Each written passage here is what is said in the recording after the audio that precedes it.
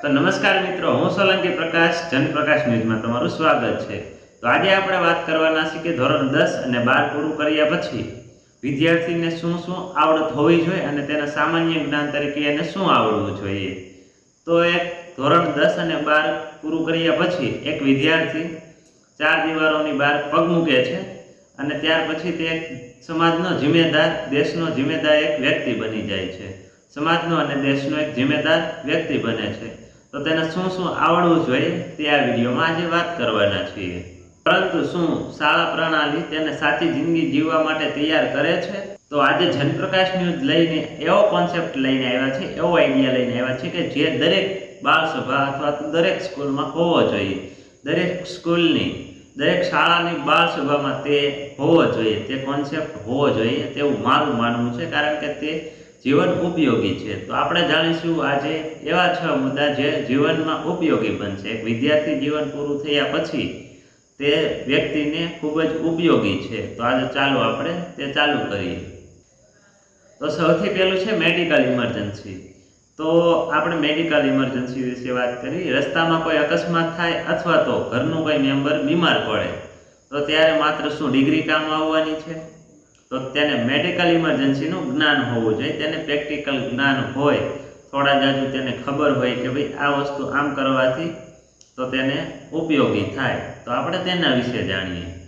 તો કે દરેક શાળાની બાળ સભામાં તેને CPR કેમ આપવું, પાટાપિંડી કેમ કરવા અને ઇમરજન્સી નંબરનો ઉપયોગ કેમ કરવો તેનું પ્રેક્ટિકલ જ્ઞાન આપવું જોઈએ। હવે આપણે બીજા મુદ્દા તરફ જાશું। પહેલો મુદ્દો આપણે મેડિકલ ઇમરજન્સી જોઈએ છે। હવે આપણે બીજો મુદ્દો જોઈએ કે ભાઈ તે બેંક અને ફાઇનાન્સનો છે। તો કે બીજો કોન્સેપ્ટ છે, બીજો આઈડિયા એવો છે કે ભાઈ બેન્કિંગનું કામ। તો બેન્કિંગના કામમાં એવું છે કે ભાઈ ચેક કેમ લખવો, બેંકમાં ખાતું કઈ રીતના ખોલાવવું, ATMનો સુરક્ષિત ઉપયોગ કેમ કરવો અને લોનનું સામાન્ય જ્ઞાન। તો કે લોનનું સામાન્ય માહિતી, લોનની સામાન્ય માહિતી તો કે ભાઈ આ બધી માહિતી શાળામાંથી મળવી જોઈએ।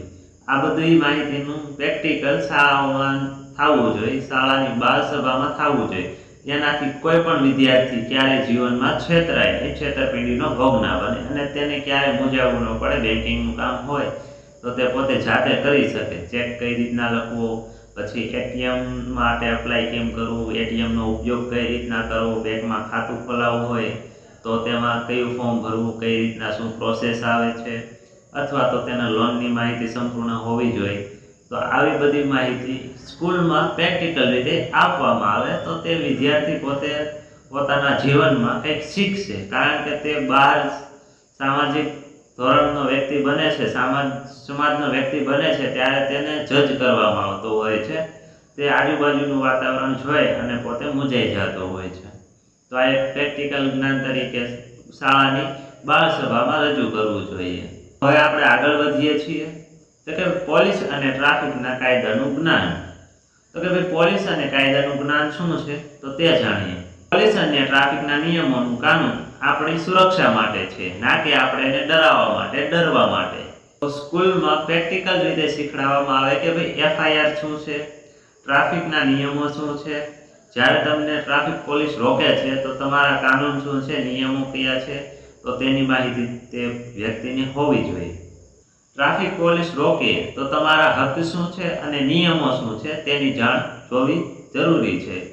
તો ટ્રાફિક પોલીસ જ્યારે તમને રોકે છે ત્યારે તમારા હક શું છે તે તમને ખબર હોવી જોઈએ અને કાનૂન શું છે તેની તમને જાણ હોવી જોઈએ। નિયમો શું છે તો આની આપણે સંપૂર્ણ માહિતી, સાચી અને સચોટ માહિતી આપણી પાસે હોવી જોઈએ, તેનાથી આપણે છેતરપિંડીનો ભોગ ના બનીએ, આપણે ભ્રષ્ટાચાર અને લાચાર ના બનવું જોઈએ, કારણ કે ભ્રષ્ટાચારી વધી રહી છે દેશમાં અને આપણે લોકો લાચાર બની જઈએ છીએ, તેને ઘૂસ દેવી પડતી હોય છે। તો આપણે આ બધી વસ્તુ થોડી જાણકારી રાખતા રહો અને આપણે આગળ વધીએ। હવે આપણે જાણવાના છીએ ચોથા નંબરનો મુદ્દો, સરકારી કચેરીના કામકાજ। તો સરકારી કચેરીના કામકાજમાં એવું છે કે ભાઈ સરકારી કચેરીમાં આપણે જઈ અને કઈ રીતના ડોક્યુમેન્ટ ને સંપૂર્ણ શું હોય છે તે જાણીએ। તો આધાર કાર્ડ, પાન કાર્ડ, જાતિનો દાખલો, આવકનો દાખલો, નોન ક્રિમિનલ અથવા તો કોઈ પણ સરકારી ડોક્યુમેન્ટ જોઈએ કે આપણે કોઈ ભરતી માટે ડોક્યુમેન્ટ જોતું હોય તો તેની માટે એપ્લાય કેમ કરવું, તેનું ફોર્મ કઈ રીતના ભરવું અને વધારે ધક્કા ખાધા વગર તેની અરજી કઈ રીતના કરવી તેનું સંપૂર્ણ માહિતી આપણે એને હોવી જોઈએ. તો આ સ્કૂલમાં બાળસભા તરીકે આપણે જ્યારે બાળસભાનું આયોજન થાય ત્યારે તે આ કોન્સેપ્ટ રાખવો જોઈએ અને આ વિદ્યાર્થીઓને જ્ઞાન પહોંચવું જોઈએ કે ભાઈ કેમ ઓછા સમયમાં આ વસ્તુ કઈ રીતના થઈ શકે, તો તેનું જ્ઞાન એને હોવું જોઈએ, તેની માહિતી તેને હોવી જોઈએ. તો હવે આપણે જાણવાનું છે કે પાંચમો અને આજના જમાનાનો સૌથી મહત્વનો મુદ્દો છે સાયબર ફ્રોડ, સાયબર ક્રાઇમ. તો આપણે એના વિશે જાણીશું. સાયબર સિક્યોરિટી અને cyber fraud, cyber crime, online scam અને તમારા સોશિયલ મીડિયા એકાઉન્ટ હેક થવાથી કઈ રીતના બચવું. તો ડિજિટલ દુનિયામાં વિદ્યાર્થીઓને સુરક્ષિત રહેવાની ટિપ્સ તમને ખબર હોવી જોઈએ. તેને સામાન્ય જ્ઞાન હોવું જોઈએ કે ભાઈ કોઈ અજાણી લિંક આવે અથવા તો કોઈ ફેક કોલ આવતો હોય છે ફ્રોડ કરવા માટે, સ્કેમ થઈ જતો હોય છે, ગેમના થ્રુ કોઈ એવી ગેમ હોય તેમાં તમે પોતાનો પર્સનલ નંબર નાખતા હોય, ઈમેલ આઈડી નાખતા હોય અને તો તમને કોઈ ફોન કરે અથવા તો કોઈ સ્કેમ કરવા માટે લિંક નાખે છે, તો તેનાથી કઈ રીતના બચવું. તમારા સોશિયલ મીડિયા એકાઉન્ટને તમે હેક થવાથી કઈ રીતના બચાવી શકો, તો સંપૂર્ણ માહિતી તમને હોવી ખૂબ જ જરૂરી છે. તો આનું પણ પ્રેક્ટિકલ નોલેજ સ્કૂલમાં આપવું જોઈએ બાળસભા તરીકે, તેના થકી જ આ શક્ય બનશે.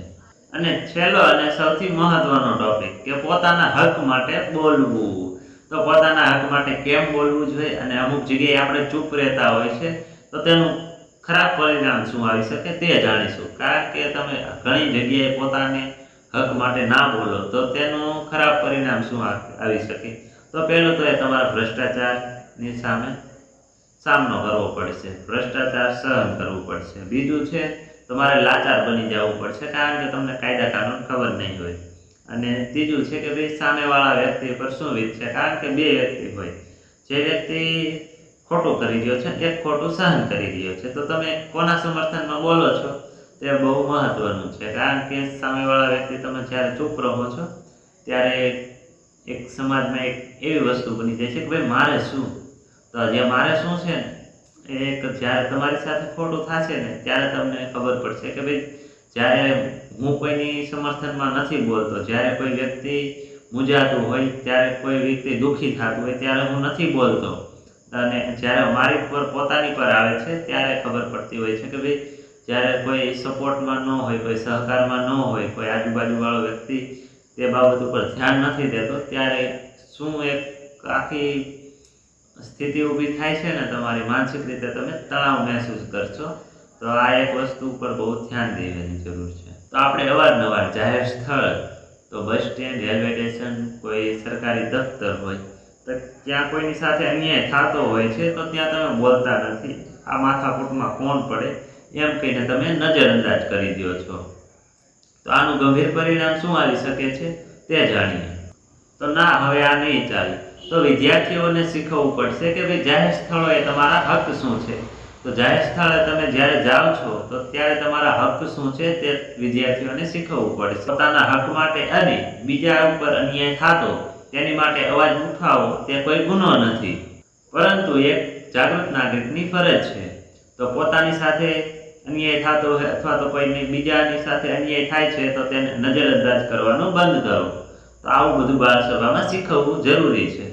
જો આ બાબતો આપણી તમામ શાળાઓમાં બાળસભામાં શીખવવામાં આવે તો ધોરણ 10 અને 12 પછી દરેક વિદ્યાર્થી, કોઈ પણ વિદ્યાર્થી એવી જગ્યાએ મૂંગો નહીં રહે અને એવી જગ્યાએ ક્યારેય મૂંઝાશે નહીં તેનાથી તેને ભ્રષ્ટાચારનો સામનો કરવો પડે. જો આ તમામ બાબતો આપણી શાળાના બાળસભાના કાર્યક્રમમાં જો શીખવવામાં આવે તો અને 12મા ધોરણ પછી તે સમાજની સામાજિક દુનિયામાં આવે છે તો ત્યાં ક્યારેય પાછો નહીં પડે, તે ક્યારેય મૂંઝાશે નહીં, બેઝિઝક બોલવાનું શીખી જશે, પોતાના હક માટે બોલશે. જો ધોરણ 10 અને 12 પછી આ જ્ઞાન આપવામાં આવશે તો તે એક મજબૂત અને જાગૃત નાગરિક બનશે. તો તમારું શું માનવું છે કે ભાઈ આ વિષયો શાળાની બાળસભામાં શીખવવા જોઈએ? તો તમારો અભિપ્રાય કોમેન્ટ બોક્સમાં લખો. તો આ વિડીયોને એટલો શેર કરો કે શાળાના દરેક શિક્ષક અને દરેક વિદ્યાર્થીઓ સુધી પહોંચે અને જાગૃત બને. અને આ વિડીયોને શેર કરવાથી શાળાના શિક્ષક અને વિદ્યાર્થીઓ સુધી આ વિડીયો પહોંચશે તો તે રજૂઆત કરે કે ભાઈ આ વસ્તુ બાળસભામાં થવી જોઈએ, કે પ્રેક્ટિકલ નોલેજની સાથે સાથે આ વસ્તુ આપે પ્રેક્ટિકલ સાથે, તો તે વિદ્યાર્થીના જીવનમાં ઘણું બધું પરિવર્તન લાવી શકશે અને વિદ્યાર્થી જાગૃત બનશે, જવાબદાર બનશે. વિદ્યાર્થી જવાબદાર બનશે, જાગૃત બનશે અને દેશનો એક જવાબદાર નાગરિક તરીકે શાળાથી અભ્યાસ પૂરો કર્યા પછી તે એક જવાબદાર નાગરિક બનશે. સમસલંગી પ્રકાશ જનપ્રકાશ ન્યૂઝમાં અંત સુધી જોડાવા માટે તમારો આભાર અને આવા નવા વિડીયો માટે અમારી ચેનલને લાઈક, શેર અને સબસ્ક્રાઇબ કરો. Thank you for watching. જય હિન્દ, જય ભારત.